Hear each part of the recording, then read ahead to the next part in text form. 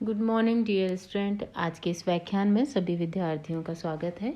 विद्यार्थियों, हम यहाँ पर नीति शतकम का अध्ययन कर रहे हैं और पुराने श्लोक में हमने देखिए हम थोड़ा जिक्र करते हैं उसके प्रसंग के विषय में कि हम यहाँ पर क्या पढ़ रहे थे।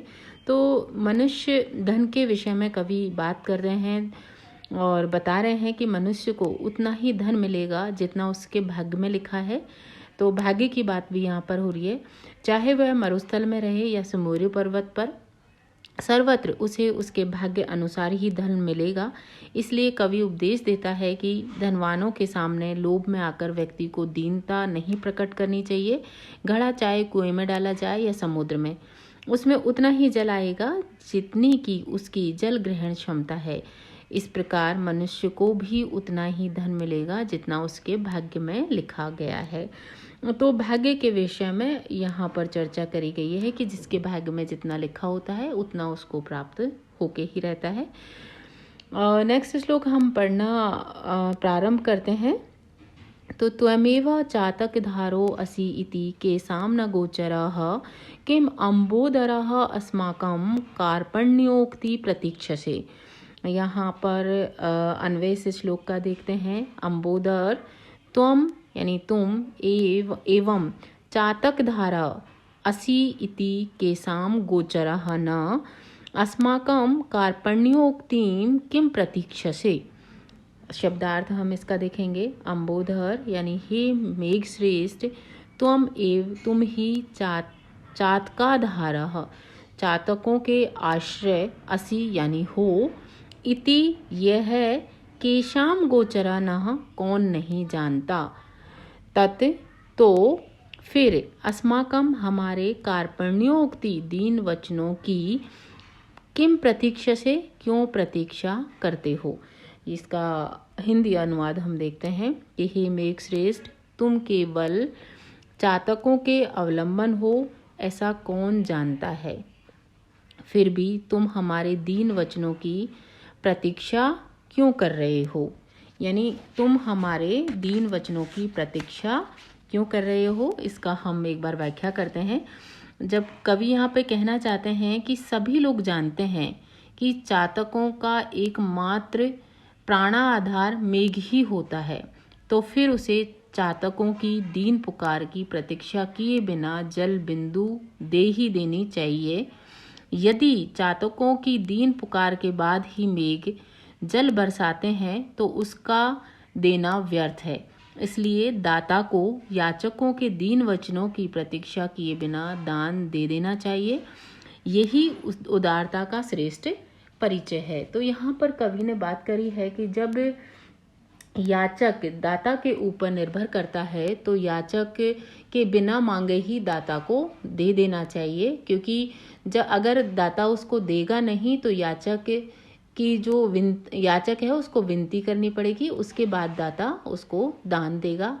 तो श्रेष्ठता दाता की इसी में है कि बिना मांगे ही उसको दे देना चाहिए। और मेघ के उदाहरण से चातक व मेघ के माध्यम से कवि ने यहाँ पे बतलाया है। इसमें अनुष्टुप छंद और अर्थापत्ति अलंकार है। नेक्स्ट श्लोक हम पढ़ते हैं। रे रे चातकः सावधान मनसः मित्र क्षणं श्रूयताम् अम्बोधः बहवो वसन्ति गगने सर्वे अपि नयनादृश्याः केचिद् वृष्टिभिरान्द्रयन्ति वसुधां गर्जयन्ति केचित् वृथा यम यम पश्यति तस्य तस्यः पुरतो मा ब्रूहि दीनं वचः। प्रसंग यहाँ पे है कि धनाशया याचकै सर्वै न याचनीया इति ही चातक अवलंब्य कविर अत्र निर्दिश्यति। अन्वय देखेंगे।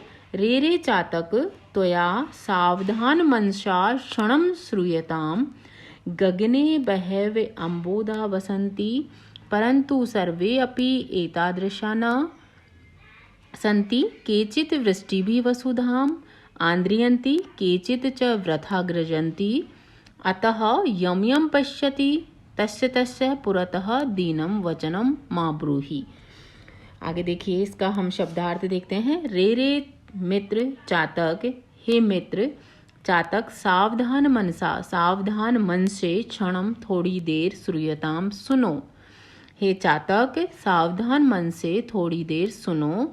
गगने यानी आकाश में, बहव बहुत से अम्बोदा मेघ वसंती रहते हैं, यानी आसमान में बहुत सारे मेघ रहते हैं। परंतु सर्वे अपि सभी एतादृशा न सन्ति, ऐसे दयाशील नहीं है। केचितः कुछ तो वृथा व्यर्थ ही गर्जन्ति, गरजते हैं।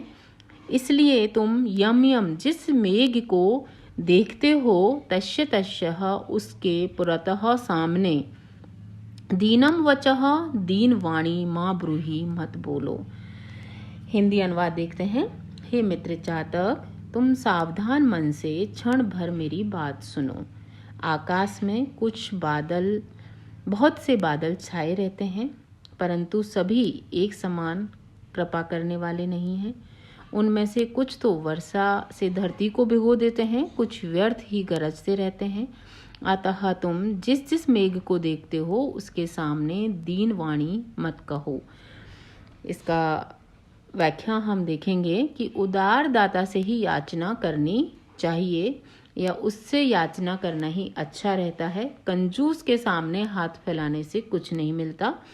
यद्यपि आकृति के उदार व कृपण समान ही या आकृति से सब उदार व कृपण समान ही लगते हैं, परंतु याचकों की इष्टापूर्ति उदार दाता से ही होती है।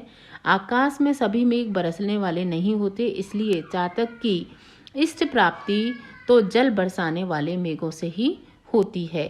तो यहाँ पर ये बताया है कवि ने कि जो इच्छा पूर्ति है वो कुछ ही मतलब दाता करते हैं, सभी नहीं करते। इसलिए याचना करने से पहले हमें ये पहचान रखनी चाहिए कि कौन दान देने वाला है और कौन दान देने वाला नहीं है। मेघ का उदाहरण देकर कवि ने यहाँ स्पष्ट करा है कि आकाश के सभी मेघ एक जैसे दिखाई देते हैं, लेकिन कुछ बरसते हैं और कुछ खाली ही गरजते रहते हैं।